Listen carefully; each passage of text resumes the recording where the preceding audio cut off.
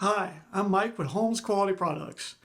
Today, I want to talk about a Chase Sapphire Preferred credit card. The card has a $95 annual fee, no foreign transaction fees, and right now they're giving you 60,000 points for $4,000 in spend in 3 months.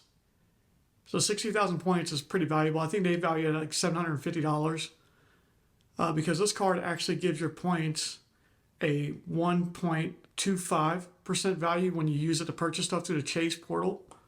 But you could get more value out of it if you transfer it out to a transfer partner like Hyatt. The multipliers on this card are 5% for travel when you use the Chase travel portal, 3% on dining, 3% on grocery, 3% on select streaming service, 2% on other travel purchases, and then 1% on everything else. So it's a decent food card, covering 3% for dining and 3% for groceries. So you could make this your dedicated food card if you want to use the Chase cards. Now, to offset that $95 annual fee, Chase does give you a $50 hotel credit that you can use yearly. That doesn't completely remove the annual fee, but it does make it a little less. So instead of $95, it's $45. So where like Citi will completely cover the Premier card, this one covers half of it, but it's easier to use. So the Citi one's a little harder to use. So you gotta figure out what's better for you. If you think you can cover the whole Premier card by getting $500 of hotel stay or something like that, or this one, which is easier to use and cover half of it. That way the card is only costing you $45 a year. So this card does come with trip delay and trip insurances, also purchase protections and purchase insurances, which like the Citi card in the other video I talked about didn't have. So if those are something that concern you, that kind of gives this card a little more features to make this card worth your while. Now we have talked about the Chase Freedom Unlimited and the Chase Freedom Flex. Those cards you can't transfer out to a transfer partner, but with this card you get transfer partners now. And that, just like the other cards, opens up a whole new way of redeeming your points and getting value out of these things for travel at least. So one of Chase's transfer partners is Hyatt. Hyatt points are very valuable. I'm going to put on the screen a hotel. I just picked one in DC. I believe it was $300 a night for the hotel. But when you use points, it only costs you $150 worth of points. So that shows you how much more valuable the Hyatt points are than having cash. So what I take that as like the 3% on this card for dining and groceries. If you compare that to a cashback card and you wanted to book a night at this hotel, you would have to have a card that's going to give you 6% back in cash back to be equivalent to the 3% this card is giving you since it has transfer partners. And this is why I mentioned points value are usually more valuable than cash. If they're not, then you probably don't want to be using your points. The only cards I know of that has Hyatt, I can think off the top of my head right now, is Chase cards and then the Bilt MasterCard. I like Hyatt points because of the value that you get from them versus Marriott and things like that. I'm also going to put up a screenshot of a Southwest flight. You can see the difference. You're not getting 2 cents a point, but you're still getting more than 1 cent a point by using Southwest points over cash. So if you transfer your points to Southwest, instead of just getting cash back, you're going to get a better deal.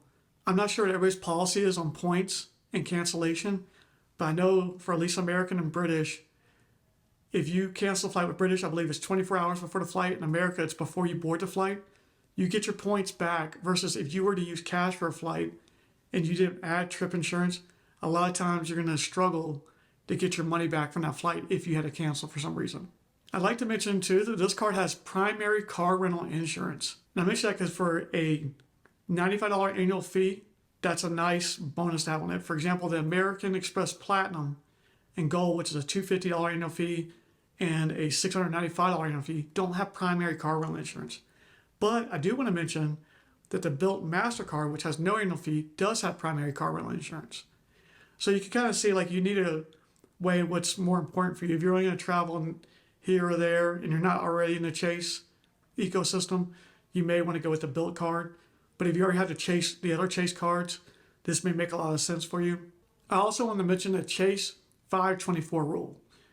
The rule is if you've gotten 5 credit cards in 2 years, they're not going to approve you unless there's a special going on, like there's an extra bonus, elevated bonus, they may do it. But I wouldn't count on it. So just assume if you've gotten 5 cards in 2 years, and it doesn't matter who they came from, 5 cards in 2 years, you're probably going to get denied for a Chase credit card. So it's something you kind of want to get towards, the Chase credit cards you want to get towards the beginning of getting different credit cards. Now, I actually got this card, and I had way more than 524, but they had an elevated bonus, and I applied for it, and they gave it to me. But like I said, those are kind of rare occasions to do that. So like I said, if you want to get Chase credit cards, you need to get it before you start getting some of these other ones. I'm going to put some of the additional card features on the screen. You can pause it, look through it or whatever. Also, Chase has where you can add things to the cards, like extra discounts. I'm going to put some up on the screen. And I always tell people, add all these to there. Because if you're going to use the card anyway, you might as well get an additional savings at these other places they may have. It may be typical places you go to all the time, or maybe you just go to sometimes, but add them to the card just in case you swipe it there to get additional savings. All right, so my thoughts on this card is it's a pretty good card. If you like the Chase ecosystem and things like that, this is a pretty good card to get, especially if you already have the Freedom Unlimited and the Freedom Flex, and you add this in there, and now you can start using transfer partners, and then you get that primary car-related insurance, and you get trip protection and purchase protection. So this takes what you've already had with the Freedom Unlimited and Flex, and now you've just supercharged it. So if you like using the Chase cards and you already have the Chase cards, you probably should consider this if you want to travel. If you're not going to travel, I probably wouldn't want to pay an annual fee for a card you're not going to really get the benefits of.